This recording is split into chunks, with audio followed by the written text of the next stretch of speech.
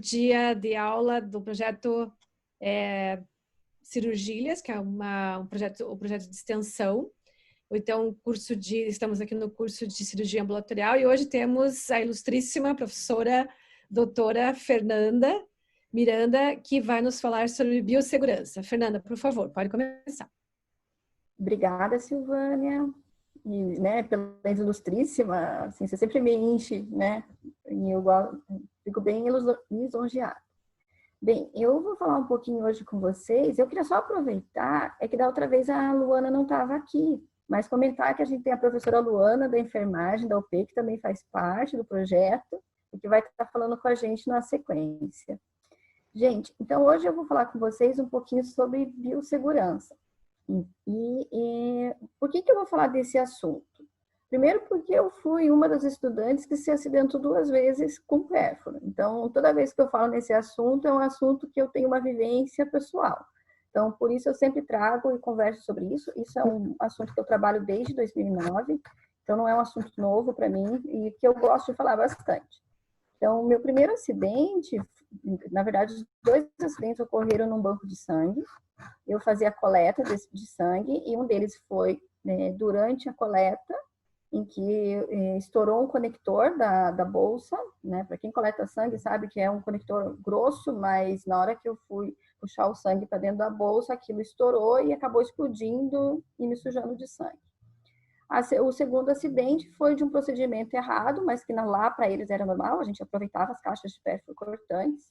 Então, eu fui virar uma caixa de pérfuro cortante dentro da outra e na hora de fechar essa caixa, eu me perfurei. Então, foram 2 acidentes que a gente fala assim, bobos, Mas são 2 acidentes que preocupam. Então, por isso, a gente conversa um pouquinho sobre biossegurança. Eu gosto de trazer essa questão da vivência para vocês entenderem que, eu já fui uma aluna e que isso já trouxe alguma consequência para minha vida pessoal e para minha vivência durante essa prática. Além disso, eu venho trabalhando nessa temática desde 2005, no ambulatório de saúde do trabalhador, do Hospital do Trabalhador. Eu atendi todos os acidentes de trabalho que ocorriam na fazia o acompanhamento por um período de 6 meses. Então, tem alguns casos que posso ilustrar depois para vocês desses acidentes.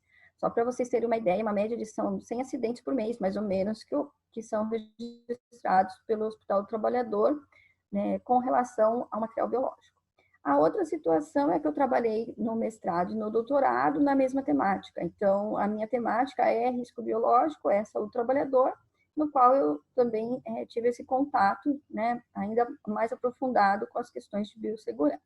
Quero deixar claro que na aula de hoje eu não vou tratar COVID, até porque é um tema que a gente está recebendo todos os dias nos jornais, na televisão, nos grupos de WhatsApp, então eu vou deixar para uma próxima oportunidade, a gente pode conversar sobre isso quando estiver mais próximo da gente ir para as ilhas, se for necessário fazer alguma medida de proteção, mas nesse momento eu não vou abordar o Covid-19, tá? Vou tentar não abordar. Para a gente começar, entre nesse site. Então, vocês podem pôr, o que você entende por biossegurança? Uma pessoa já escreveu prevenção. Assim, a gente percebeu que até agora 75 pessoas já responderam. Então, o que você entende por biossegurança? A maioria falou que é uma questão de responsabilidade, que são as letras maiores, tá? Segurança, proteção, prevenção, cuidado, atenção, segurança profissional. Saiu aqui alguma palavra que é bem importante, a questão do ambiente saudável. Então, biossegurança é assegurar que os profissionais, no caso nós, tanto os profissionais quanto os acadêmicos, e as instituições desenvolvam atividades com grau de segurança adequado, tanto para os profissionais de saúde como para o meio ambiente e ou a sociedade. Então, o que nós temos que pensar, as coisas que me chamaram bastante atenção, e aí a Sil pode até falar alguma coisinha se quiser, é que a Sil é uma daquelas que vai pensar na biossegurança do outro na hora que a gente vai fazer a coleta de lixo no litoral.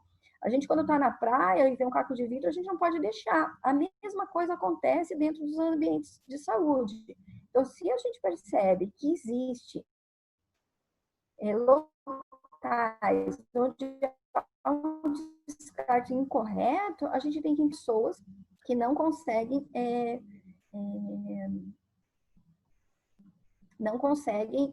se proteger. É o caso do pessoal dos auxiliares de serviços gerais, né, principalmente dos hospitais, em que ocorre o descarte incorreto do material perfil-cortante em saco de lixo azul, saco de lixo branco, ou mesmo no chão, e eles acabam se machucando. Ou o próprio coletor de lixo, né, da cidade, né, que as pessoas faziam uso de insulina ou de algum medicamento e acabam fazendo descarte incorreto dentro de frascos de PET, e aí acontece os acidentes nessas usinas de reciclagem. Tem uma que era enorme ali em Campo Magro, 2 pacientes que vinham daquela usina de reciclagem. Então, a gente tem que pensar em quem vai recolher aquele lixo. Então, por isso, a gente tem que pensar na biossegurança, não só dos profissionais, mas como do meio ambiente e como da sociedade em geral. Bem, quando a gente fala na questão de biossegurança, a gente tem que pensar no pai da epidemiologia. Ele é conhecido por ter descoberto o cólera. Ele não conhecia o vibrião, mas ele descobriu, usava na população de Londres, e que essa transmissão ocorria através da água. Então, ele comparou 2 locais da cidade onde havia coleta de água de pontos diferentes. Comparação, ele pôde descobrir, isso que a gente fala que ele é o pai da epidemia, ele acabou descobrindo como que acontecia. O vibrião do cólera só foi descoberto meio século depois. Então, além disso, quando a gente fala na teoria do contágio, a gente tem que lembrar que essa teoria ocorre através da transmissão pessoa por pessoa. Isso a gente está vendo hoje no vídeo. A transmissão pessoa por pessoa. A questão da transmissão por portos. Então, quando se falava nessa época, né, época do Snow, se pensava apenas na transmissão por portos. Então, essa transmissão ocorria através. Hoje, se a gente for pensar, nós vamos pensar, além dos portos, também na questão do aeroporto, a questão dos portos mesmos e das rodovias. A gente pode fazer uma comparação, eu falei que não ia falar do Covid, mas nessa parte é importante a gente comparar a questão da transmissão do Covid no território brasileiro. Então, por onde começou? Começou pelos aeroportos, então nas grandes cidades, depois ela foi se disseminando pela trajetória das rodovias, e nos estados do norte, como Amazonas e Pará, a gente ainda teve a transmissão pela parte de navios, né? Então, ali a questão foi acontecendo porque foi sendo transportado por navios. Cabe lembrar que a gente sempre tem um veículo comum. Ou essa transmissão ocorre de pessoa para pessoa, ou ela insetos, né? Ou mosquitos, ou qualquer outro tipo de vetores, ou ela pode acontecer também pelo toque em objetos, né? Quando a gente fala da transmissão por contato. Além disso, existem, para que a pessoa adoeça, fatores de riscos, né? Então, aí as comorbidades, como hipertensão, diabetes, entre outros, que podem desencadear ao adoecimento e a piora do quadro, tá? Além disso, outro fator de risco, fora o individual, a gente tem o fator de risco comunitário, que a gente pode pensar nas condições socioeconômicas ou condições sanitárias da região. A questão no Rio de Janeiro, por exemplo, pensando agora, trazendo a Covid como um exemplo mais fácil, no Rio de Janeiro a gente teve uma grande disseminação porque a gente tem as questões socioeconômicas nas regiões de favela que acabam fazendo com que as pessoas se contaminassem mais fácil. Também em São Paulo, existe um estudo que mostra a diferença entre Paraisópolis e o Morumbi, que são 2 bairros de classes econômicas diferentes, e que aí você vê que está relacionado então as condições socioeconômicas. Também lembrar que nos hospitais ou nas instituições de saúde, os meios de transmissão são diversos, e eles são divididos em 3 classes que a gente costuma comentar. O primeiro são por gotículas, né, que pode ocorrer por meio de tosse ou espirro de uma pessoa infectada. Essas gotículas podem atingir a via respiratória alta, as mucosas, as fossas nasais e a mucosa da cavidade bucal. Então, por isso, a máscara cirúrgica ou a máscara de pano, né, devidamente higienizada, não sendo transmitidas. A questão da transmissão por aerosol, que ocorre quando o paciente é submetido a procedimentos de vias aéreas, como a intubação orotraqueal ou aspiração de vias aéreas, né? Nos aerosóis, as partículas são menores, permanecem suspensas no ar por longos períodos de tempo e, quando são inalados, podem penetrar profundamente o trato respiratório. Para transmissão por aerosol, a gente deve usar a máscara N95, então por isso ela é recomendada para esses casos. E a gente tem a transmissão por contato, que ocorre por meio do toque em superfície e objetos contaminados, ou pelo contato com a pele a pele. Então, por isso, a gente deve evitar um aperto de mão, abraços no Covid, ou também de estar manipulando objetos sem fazer a devida higienização. Além disso, quando a gente pensa, né, de vários locais, e quando a gente fala em doenças que podem ser transmitidas, infecto-contagiosas, na questão de biossegurança, não existe somente o Covid-19. A gente tem a questão da tuberculose, da hepatite, da malária, do HIV, do cólera, do sarampo, da coqueluche, da rubéola, da febre amarela. Também tem chikungunya, gripe aviária. Aqui no Brasil, a gente tem a questão da dengue. Então, são várias doenças que podem ser transmitidas e, por isso, a gente deve estar tomando cuidado. Claro que o ciclo por onde elas chegam são tanto pelos aeroportos quanto pelos portos, e aí acabam se distribuindo pelo território. A Covid, a gente acaba falando apenas dela, mas existem outras doenças que a gente ainda percebe de infecto-contagiosas, principalmente o sarampo e a dengue. Vamos lá, vocês vão responder .com, o código é 128820, e aí, durante a assistência à saúde, quais são os riscos biológicos presentes? E aí vocês vão respondendo e as respostas vão aparecendo aqui na tela.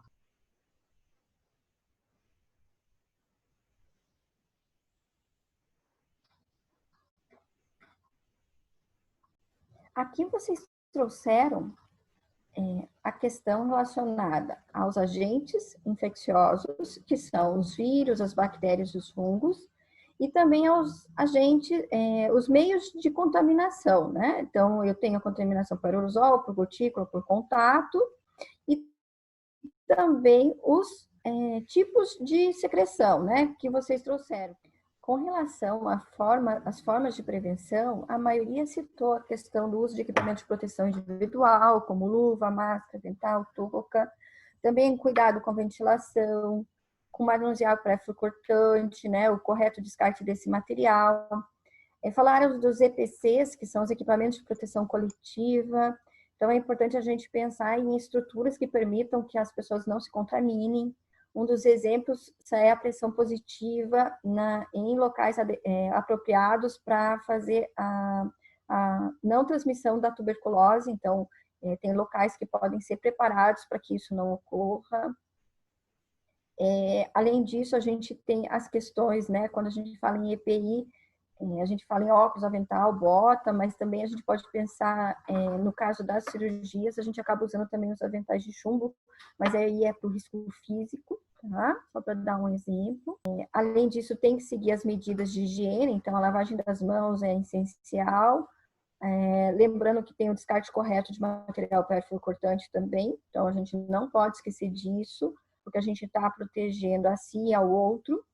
É engraçado quando a gente fala isso, porque às vezes a gente vê situações que as pessoas acabam se machucando porque fizeram uso de algum equipamento de pérfuro e deixaram numa bandeja ou em cima da cama e acabaram esquecendo, e nisso elas acabaram se perfurando. Então, isso a gente tem que tomar muito cuidado para fazer um descarte adequado. Uma das questões das vacinas é uma das questões que a gente vai conversar um pouquinho mais daqui a pouco. Além disso, lembrar a cautela é importante, fazer o procedimento com calma, mas a gente tem que lembrar que vai estar sempre acompanhado de alguém para estar ajudando. Se vir que tem uma situação que está correndo risco, pode chamar um colega que ele pode te ajudar, né? Eu acho que vale a pena. Não ficar dizendo que pode fazer tudo sozinho, porque às vezes é importante a gente ter a ajuda do outro. Tá? Vocês acabaram dizendo, né, que durante a assistência, os riscos presentes são os vírus, os fungos e bactérias, que os meios de transmissão são por gotículas, contatos ou aéreos, e com relação aos agentes biológicos, vocês também comentaram alguma coisa. Mas é importante falar que esse risco biológico está presente tanto nas instituições de saúde, como serviço de embelezamento, nas estéticas, açougues, funerárias, veterinárias e saúde pública. Então, ele não é privativo das instituições de saúde, a gente tem outros locais onde a gente corre esse risco. Eu atendi alguns casos, principalmente desses serviços de embelezamento e estética, como barbeiros e cabeleireiros, que acabavam se acidentando durante o corte de barba ou cabelo. Mas a gente tem as questões das manicures também.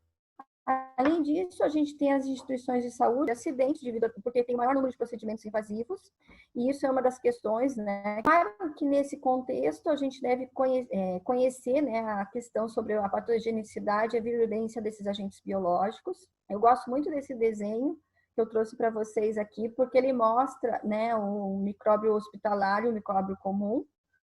Quando a gente fala em microorganismo hospitalar, a gente fala que ele tem uma carapaça, porque ele está sendo diariamente exposto a antibióticos, então ele vai criando uma resistência. Já o microorganismo que a gente encontra no comunitário, provavelmente que a gente vai encontrar lá na UBS, ele tem uma carapaça menor, então ele é menos sensível, é menos resistente às questões relacionadas aos agentes biológicos, né? Então, que nem vocês comentaram, a gente tem os vírus, as bactérias, os fungos e os parasitas, que acabou não aparecendo, e esses agentes biológicos podem causar alergias, infecções ou uma toxicidade que pode gerar algum adoecimento. Além disso, a gente tem os meios de transmissão, que são a água, o solo e o ar, e eles são por contato direto ou indireto. Os agentes biológicos, eles são micro-organismos, incluído geneticamente modificado, né? A gente sabe que eles podem ser as culturas de células, parasitas, toxinas, prions, e eles podem causar, então, as infecções, alergias em seres humanos suscetíveis. Esses agentes, como a gente já tinha falado, são as bactérias, os fungos e os vírus, e eles podem também incluir mordidas de animais peçonhentos, né? Então, a gente pode ter mordida do cão ou uma mordida de algum animal selvagem. Isso é uma questão para a gente, né, tomar cuidado quando a gente estiver lá nas ilhas, pensando nessa questão mais desses animais peçonhentos também e algum animal doméstico, porque a gente não sabe como está a vacina da raiva desses animais, então a gente tem que prestar atenção. É muito comum esses animais morderem carteiro, né? Então é bem recorrente isso né? Carteiro e leiturista, tanto da Copel quanto da Sanepar. Então a gente acaba vendo isso nos hospitais. Além disso, quando a gente avalia esse risco biológico, a gente tem que avaliar pensando na patogenicidade, na virulência, na transmissão, na disponibilidade de tratamento ou na profilaxia eficaz. Quando a gente fala em patogenicidade, é a capacidade do agente infeccioso de produzir doença. Então, ele vai causar doença? A gente sabe que o sarampo tem uma alta patogenicidade e a poliomielite uma baixa. Então, aqui é só uma comparação. Com relação à virulência, é a capacidade do micro-organismo de produzir casos graves ou fatais. A exemplo, a gente tem o sarampo, que tem uma baixa virulência. Também tem a questão da transmissão, então que a gente vai ter pela água, pelo solo, pelo ar ou por vetores e através do contato direto ou indireto. Com relação à disponibilidade de tratamento, algumas infecções apresentam tratamento, outras não. No caso dos acidentes com material biológico, a gente se preocupa tanto com HIV, quanto com a hepatite B, quanto com a hepatite C. Pensando neles, a gente sabe que a hepatite C não tem uma profilaxia, então eu não tenho como evitar que essa pessoa adoeça.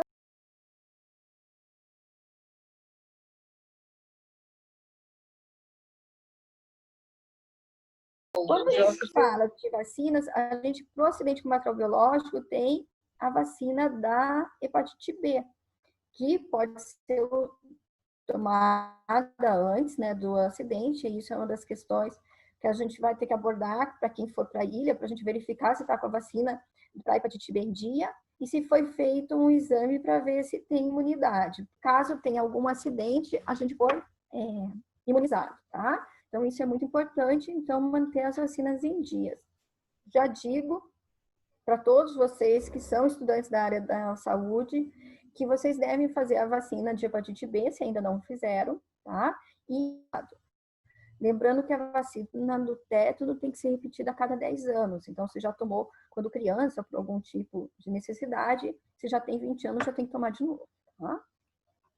Então, para que a gente possa pensar nas medidas preventivas que vocês comentaram lá, a mais importante de todas, por mais que ela seja tão antiga, como o Samuel Weiss, que foi o médico que instituiu a lavagem das mãos, e por isso, no dia 15 de maio, a gente comemora o Dia do Controle de Infecção Hospitalar, e uma das medidas desse controle é a higienização das mãos. Então, a gente tem falado nisso e frisado isso tanto nessa pandemia que nós estamos vivendo hoje, quanto no H1N1, quanto desde 1800 e lá vai bolinhas, a gente acaba frisando isso, né? Florence também falava disso, Florence Nightingale, que foi a enfermeira precursora, e ela também frisava a importância dessa lavagem das mãos. Existem estudos mostrando essa eficácia, então, por isso, isso deve ser feito. E eu digo para vocês que estão entrando na profissão agora, tanto na medicina quanto na enfermagem, isso vai ser repetido para vocês durante todo o ciclo da sua vida profissional, então, de tão importante que é.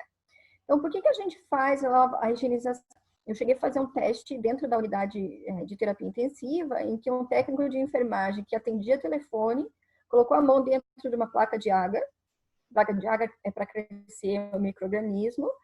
E a gente acabou guardando para ver o que ia crescer nessa placa. 3 dias depois, a gente pegou essa placa, essa técnica de enfermagem só fazia a passagem do boletim, então ela pegava o telefone e ligava para os pacientes. Quando a gente foi ver a placa dela, tinha crescido Staphylococcus aureus e Staphylococcus epidermidis. Claro que a gente sabe que esses 2 agentes estão nas mãos, mas dentro de uma UTI, esse Staphylococcus aureus podia ser um Staphylococcus resistente à vancomicina, e isso ser considerado um agente infeccioso de difícil combate. Então, por isso, a lavagem das mãos é importante. Além disso, na pele, a gente vai ter uma microbiota resistente, que nem eu comentei, Staphylococcus epidermidis, vai ter uma transitória, no caso, a gente teve o aureus, e uma infecciosa, que é a Pseudomonas. A Pseudomonas, a gente pode encontrar ela em torneira, né? Em hospital, a gente costuma colher suave da torneira para ver se não está crescendo, porque senão tem que fazer uma limpeza e uma desinfecção da torneira. E eu encontrei também num outro hospital, que eu trabalhei no controle de infecção hospitalar, no papel toalha. Então, quando a gente começou a ver que a gente foi testar alguns materiais que a gente tinha comprado recentemente, e nesses testes de algumas bactérias que não deveriam crescer. Então, isso é importante para quem vai trabalhar nessa área da infecto ou também da questão de se a gente higienizar as mãos. Uma é com sabonete líquido e água e a outra com preparação alcoólica. Então, quando que a gente usa sabonete e água? Né? Quando ela está visivelmente suja, manchada com fluido biológico ou após o uso do banheiro. Quando a exposição potencial a patógenos formadores de esporos, sobre fortes suspeitas ou comprovadas, né, os clostídeos, e outras, em todas as outras situações nas quais houver impossibilidade de usar a preparação alcoólica, tá? Se for possível usar a preparação alcoólica, a gente vai usar quando as mãos não estão sujas, a gente fez uma troca, foi lá tocar no paciente, fazer mudar ele de posição, por exemplo, e aí tirou a luva e depois de tirar a luva a gente passa o álcool. Eu não gosto muito, porque aquele álcool fica na mão, tem talco na luva, aí fica com álcool, aí fica uma meleca só, mas quem não quiser fazer, fica à vontade que vai estar protegido. E também antes do manuseio de medicamentos ou preparação de alimentos. Pôr água na palma, formar uma concha com a mão e colocar o bonete até cobrir ali, para poder espalhar bem. Depois as palmas a gente vai lavar as interdigitais, depois lavar a questão das pontas dos dedos, lavar o dedão, os punhos e lembrar de fechar a torneira com o cotovelo, se for possível. Se não for possível, pega o papel toalha e faz o fechamento. Sempre de não usar relógio, pulseira, anel.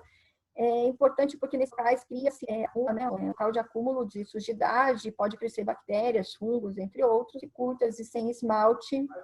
Se for pensar em esmalte, aqui eu falo uma coisa que o pessoal da CCH não gosta muito, mas eu vou ser bem sincera. Entre passar um esmalte base e passar um esmalte de cor vermelha, eu fico no vermelho, porque se o vermelho lascar, você vai acabar tirando. Agora, se você passa a base ela lasca e as pessoas acabam deixando de crescer fungo, tá? E aí a gente tem uma doença chamada onicomicose. Então, não usar esmalte. Então, é melhor ficar sem esmalte mesmo e manter as unhas curtas, pensando, né, em não contrair nenhuma doença por causa de uma questão de unhas, tá? Aqui mostra uma figura onde as pessoas menos lembram de lavar as mãos. É importante mostrar que o dedão, por não ser anatômico na hora da lavagem, ele acaba sendo esquecido, então por isso é importante fazer a lavagem bem do polegar, tá? Além disso, lembrar das interdigitais, que são locais que são esquecidos. Aqui dá para deixar nitidamente perceber que é por causa de um uso de anéis, né? Então, os anéis acabam prejudicando esse tipo de lavagem. Então, tem que tomar muito cuidado. E a questão das unhas, né? Então, as pontas dos dedos, se você está com a unha comprida, as pontas dos dedos não deixam você fazer a lavagem correta das interdigitais. Então, por isso é muito importante não ter unha comprida. Na segurança dos estudantes de saúde, né? Então, vamos pensar como que a gente vai se proteger durante esse período? O primeiro passo para evitar um acidente é seguir alguns passos. Então, reconhecer os riscos a quais você está exposto em seu trabalho. Então, quando a gente chegar, a gente vai verificar como é aquele local, aonde estão os riscos, como que a gente vai evitar. Uma coisa importante, assim, e aconteceu aqui algumas vezes em Curitiba, e desses casos que eu comentei com vocês que eu atendi, é o acidente por estar no mesmo local, ou uma sala de vacina pequena, ou tá um professor ajudando um aluno. Então, as pessoas acabam se distraindo e, por elas estarem com a agulha na mão, elas acabam perfurando o colega. Então, isso é bem comum, a pessoa perfurar o seu colega. Então, a gente tem que ter muita atenção na hora que a gente está fazendo o procedimento, tá? Fazer o uso adequado dos equipamentos de proteção, quais a gente vai precisar usar, a gente vai precisar usar a luva, vai precisar usar o jaleco e vai precisar prender o cabelo para as meninas, né? Ou meninos que tiverem cabelos mais compridos. Por que prender o cabelo, né? O cabelo é um local onde as pessoas acabam achando assim, mas tem que prender o cabelo, é ruim, esteticamente não fica bem, né? As pessoas não gostam, mas é um local onde a gente acaba tendo muita sujidade, porque aí se você vai fazer um procedimento no paciente, aquele cabelo cai em cima, ou se você você está lá fazendo procedimento, né? Ou apenas a consulta, às vezes você está fazendo só uma consulta com o paciente, você passa a mão no cabelo, e na hora que você passa a mão no teu cabelo, você acaba trazendo aquela sujidade para o cabelo. Então, o cabelo preso evita você estar manipulando ele e com isso contaminando ele, tá? Além disso, a gente vai fazer o trabalho, né, com calma, né, pensar não se sobrecarregar, saber o quantitativo que a gente pode atender, né, fazer uma coisa sem pressa. Eu sei que não é sempre que a gente consegue, mas a gente vai tentar. Lembrar de manter, então, que nem eu já tinha comentado, as questões da vacinação em dia, né, da gripe, da hepatite e do tétano. Então, isso é muito importante para a gente estar protegido. E quando que eu vou usar os equipamentos de proteção, né? Então, lembrar da gente que normalmente quando a gente tem contato, né? Que nem vocês colocaram, isso aqui apareceu muito naquele quadro que vocês falaram do risco. Então, aqui são alguns procedimentos que a gente tem um risco, né? De se contaminar ou de contrair alguma doença aqui. Então, o contato com sangue, fluidos corporais e mucosa ou pele não íntegra. Então, a gente vai ter que usar a luva, vai fazer o uso de aventais. Se for possível, a gente vai estar fazendo uso de óculos, máscara descartável.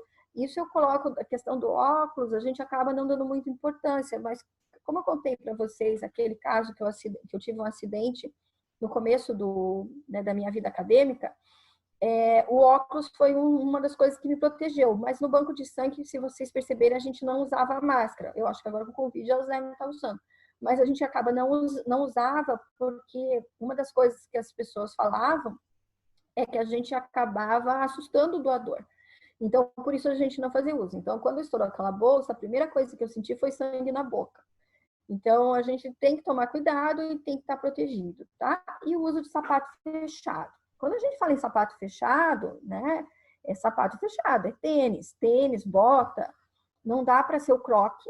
E isso é uma coisa que eu sempre falo. As pessoas, mas como? Não pode. O croque, ele tem buracos. Só se você tiver um bem fechadinho. Tem um sapato cirúrgico que é bem em conta, custa R$50. Eu tenho um que eu adoro.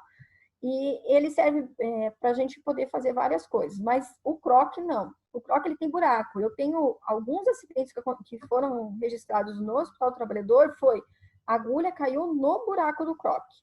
Ou se não foi no buraco, eu tenho de uma enfermeira do centro cirúrgico que, porque não tem a parte do calcanhar, ela bateu o pé numa agulha que estava no chão.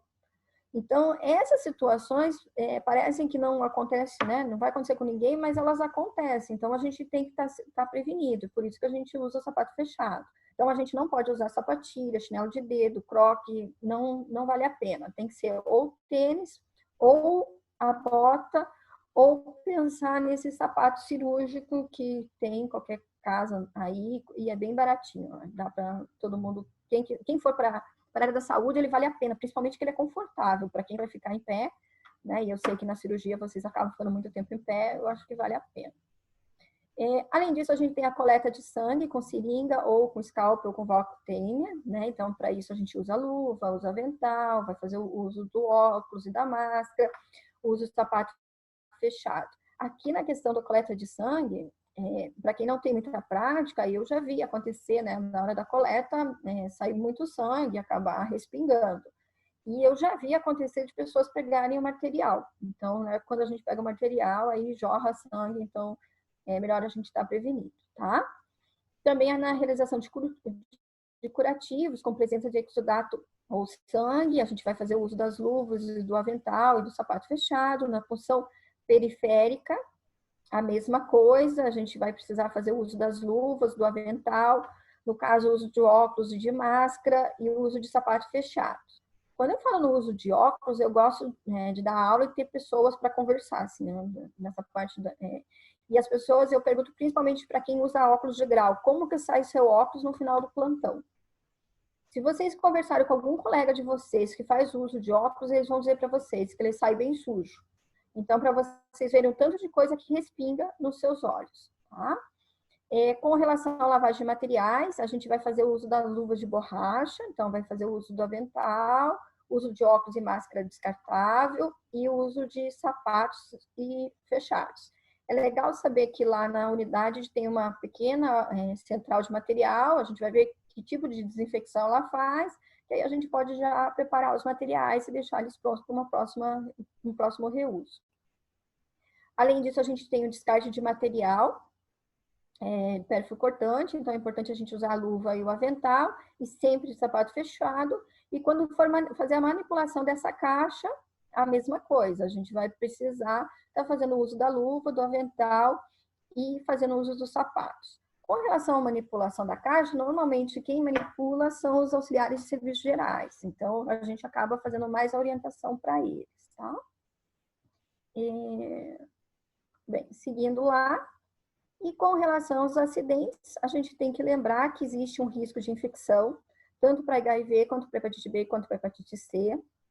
Por mais que seja subnotificado isso, a gente sabe que algumas pessoas acabam contraindo. Então, para um acidente com pérfuro cortante, a gente sabe que a chance é de 2,2% a 0,5%, para a hepatite B de 6% a 40% e para a hepatite C de 1,8%.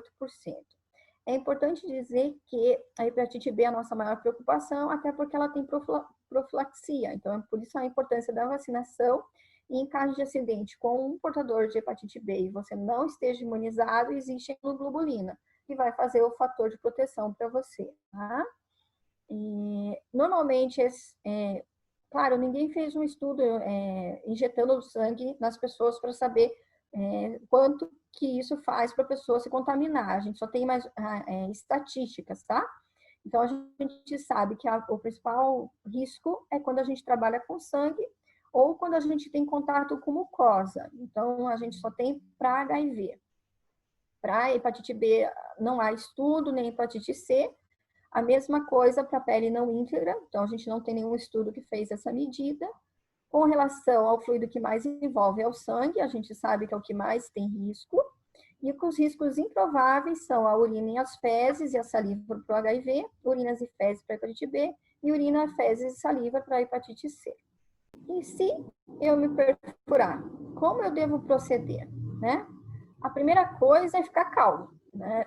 É muito comum as pessoas se acidentarem e ficarem, e agora? O que eu faço? Nunca me acidentei. Bom, não adianta escovar o local, apertar o local, pegar e com a boca e sugar o sangue, não adianta, né? Que isso não vai resolver. O que você vai ter que fazer? Fazer uma lavagem com água e sabão no local, né? Se for na pele, né? Claro, você vai lavar. E se for nos olhos, você vai jogar soro fisiológico ou água. E avisar, né, no caso, a sua chefia sobre o acidente. Então, vai ser no caso, eu, a Silvânia, ou a Anne, ou a Carol, se acontecer durante as cirurgias. Então, para isso, a gente vai precisar, né, estar sempre atento para que isso não ocorra. Então, vamos tentar evitar, ok? Além disso, né, caso você tenha feito um acidente, a gente vai ter que procurar um serviço de emergência com menos de 2 horas para poder ver se vai ser indicado alguma quimioprofilaxia para HIV ou a imunoglobulina para hepatite B. Para nós vai ser muito importante se a gente conseguir fazer teste rápido. Eu não sei como que é lá nas ilhas e se tem essa possibilidade, mas a gente pode articular de a gente ter alguns kits, levar alguns kits para caso a gente precise fazer esse tipo de atendimento lá. Além disso, a gente então vai fazer esse cuidado com a área exposta, né? Lembrar de lavar com água e sabão se for percutânea, na mucosa água ou soro. Não vamos usar nenhum antisséptico, não vamos fazer nenhum corte a mais naquele local e nenhuma solução irritante, né? Como éter, glualdeído e hidroclorito, tá? Além disso, caso seja, né, importante, a gente vai encaminhar para atendimento e aí lá vai ser definido o que vai acontecer. Se a gente tiver uma paciente fonte HIV positiva, a pessoa vai ter que tomar o antirretroviral. Se for um paciente fonte com hepatite B e o estudante não tiver imune, aí vai ter que começar a imunoglobulina. E se for uma fonte para hepatite C, só existe um jeito, fazer o monitoramento sanguíneo. Então, não existe uma profilaxia, tá? Aí vai ter que acompanhar esses exames. Aqui só para vocês conhecerem o esquema completo, né? Eu acho que vale a pena para vocês darem uma olhada depois. Aqui a gente vai avaliar o acidentado, é mais para curiosidade mesmo, para ver se ele tem uma comprovação de imunidade, então, através do anti-HBS. Esse exame é importante, se o teu anti-HBS for positivo, independente da titulação, você está protegido contra a hepatite B. Caso o teu anti-HBS dê menor que 10 unidades, né, a gente vai ter que fazer uma nova dose da vacina para ver se você vai fazer uma reação. E se você fizer essa reação, você não precisa tomar mais. Caso não faça, tem que complementar o esquema vacinal. Faz 3 doses de novo, faz dali 60 dias, colhe uma segunda amostra de sangue para ver se fez imunidade. É importante a gente estar verificando, então, se a pessoa também tomou a vacina, até para a gente saber como que ela está. Além disso, então, a gente vai verificar qual é o tipo de lesão, se foi percutânea, foi mucosa, pele não íntegra ou mordedura humana. Eu espero que não aconteça lá, né, essa questão da mordedura humana. A mordedura humana acontece, às vezes, em pronto-socorro ou pacientes psiquiátricos que acabam acabam mordendo, tá? Então, a gente precisa avaliar esse paciente para ver se ele não tem nenhum risco. Ou drogaditos também, né? Isso também pode acontecer. Com relação à quantidade de fluido, então a gente tem os fluidos biológicos, que são sangue, o líquido orgânico com sangue visível potencialmente infectado, os materiais biológicos potencialmente não infectados, como fezes, secreções, secreção nasal, escarro, suor, lágrima, urina e vômito. E também temos que avaliar a quantidade de fluidos e tecidos. Então, maior volume de sangue, então as lesões profundas por material cortante, presença de sangue vivível no instrumento, acidentes com agulha previamente utilizados em veias ou artérias, acidentes com agulha de grosso calibre e agulhas com lumen. E maior inoculação viral, paciente com HIV, AIDS avançada ou infecção aguda por HIV, situações como viremia elevada. Então, isso a gente tem que estar acompanhando, avaliando para poder saber qual vai ser os encaminhamentos depois. Mas isso, quem vai fazer é o pronto-socorro que você for atendido. Aqui eu trouxe um esqueminha para vocês. Ele é meio chatinho, mas é importante. Eu acho que vale a pena dar uma estudadinha. Então, como eu comentei com vocês, a questão da vacinação, ela é de extrema importância para a hepatite B. Caso a pessoa não tenha sido vacinada para hepatite B, ela vai ter que fazer, né? Então, se for num acidente com material pérfuro cortante, ela vai ter que fazer imunoglobulina e iniciar a vacinação, né, para poder dar a sequência. Se a vacinação estiver incompleta, imunoglobulina e completar a vacinação. Quando o paciente é portador de hepatite B, e se não tiver nenhuma resposta vacinal conhecida e adequada, não vai ser feita medida nenhuma. Se o paciente fonte for hepatite B não reagente e o estudante não for vacinado, a gente vai iniciar a vacinação. Hepatite B não reagente no paciente fonte, vacinação incompleta, faz só vacinação. E hepatite B desconhecido, e você não vacinado, inicia a vacinação. Se o paciente for desconhecido, completar a vacinação, e se tiver resposta adequada, nenhuma, tá? Preservativo, evitar a gravidez no período de 6 meses, não pode doar sangue durante 6 meses, e no caso, se estiver amamentando, não pode amamentar. Então, vocês vão ter que dizer o que está certo ou errado nessa figura. Tem uma resposta certa na resposta certo ou errado.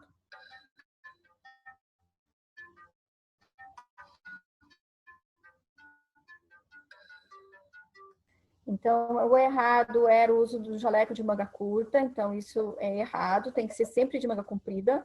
A altura da pia estava errada, porque ela estava arcada, então ela tem que ter uma altura que você não precisa se debruçar em cima da pia, né? Até porque você acaba se molhando, então isso é errado. E a questão, e era certo a questão de ter na pia de acionamento automático. Então ela apertava, né, um botão e lavava as mãos. Isso é bem importante que a gente tenha. Só tem uma questão certa, tá?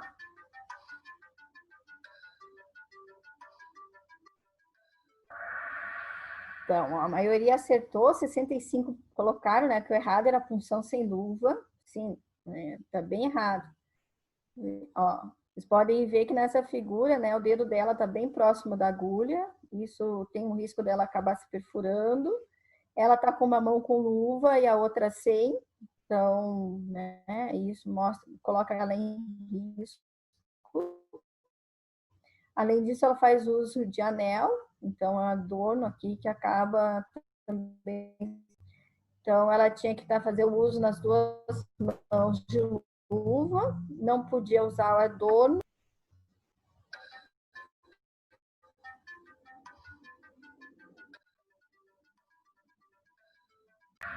Muito bem, o cabelo solto era o errado, né?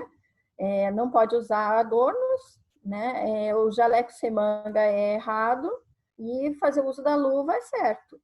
É importante nessa mídia aqui mostrar também uma questão que a gente acaba não abordando, essa questão do cordão do crachá, tá? Esse cordão, eu não vou perguntar para vocês, não precisam me responder isso, se vocês fazem uso, quando foi a última vez que lavou. É muito raro as pessoas fazerem a lavagem desse cordão, então pense no que não cresce aqui. Então, normalmente a gente fala para usar aquele de bolinha, que é mais fácil de limpar com álcool, né, para evitar contaminação, tá? Além disso, esse cordão, ele possibilita que um paciente que esteja agitado e confuso te puxe pelo pescoço. Então, ele segura ali e te puxa, acaba te machucando. Então, não deve ser usado, tá?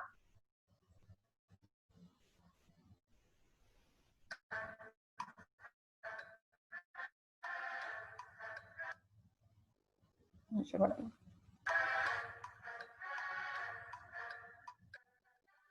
Então, errado, ela está fazendo uso de cabelo solto. Claro que também era errado ela tá usando um jaleco de manga 3/4, está fazendo uso de adornos também era errado. E para aplicação de uma intramuscular, ela devia estar usando luvas, tá? Essa foto é bem característica, né, de um posto de saúde. Aqui é comum acontecer acidente, aquilo que eu comentei, a pessoa vem falar com você, você acaba espetando ela. Mas essa profissional, né, tá fazendo uso de um avental que a manga não protege, não faz uso de luvas, tá? De anel, pulseira, relógio, brinco, cabelo solto. Então, situações que ela se põe em risco, né, da sua segurança.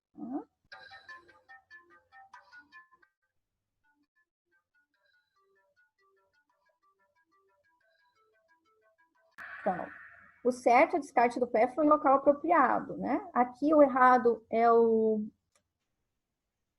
a agulha está reencapada, então nem para descarte a gente reencapa, tem que descartar sem reencapar.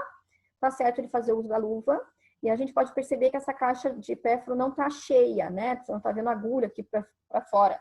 Isso é muito complicado, a gente não pode ter isso, tá? Então a caixa tem que ficar nessa linha aqui para evitar que a gente acabe se contaminando na hora de for descartar algum pérfuro. Okay?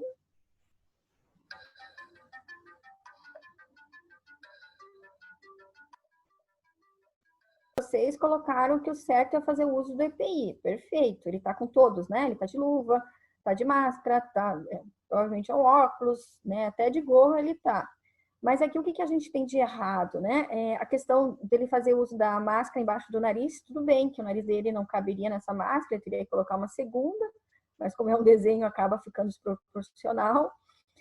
A questão da agulha para cima, né? A gente nunca deve carregar a agulha assim, porque tem um risco de acontecer um acidente comigo ou com alguém que esteja próximo, né? Da gente virar para conversar e acabar espetando essa pessoa.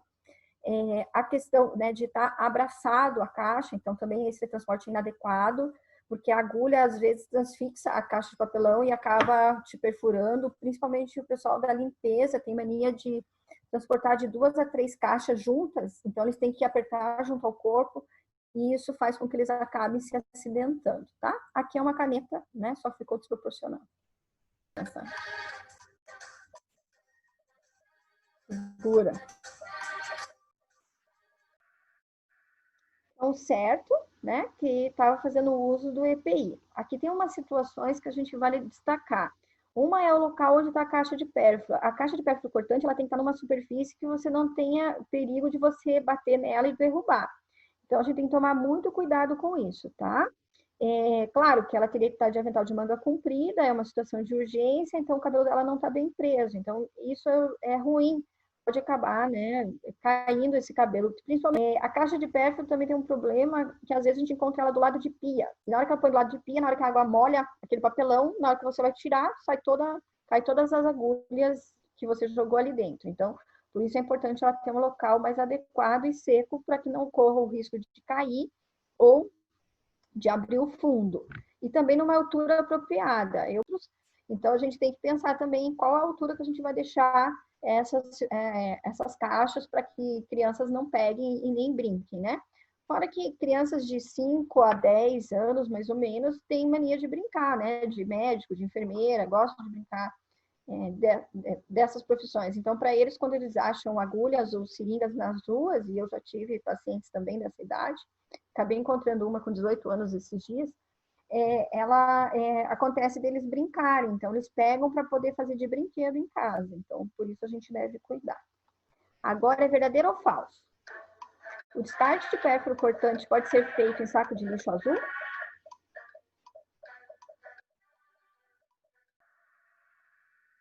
Falso.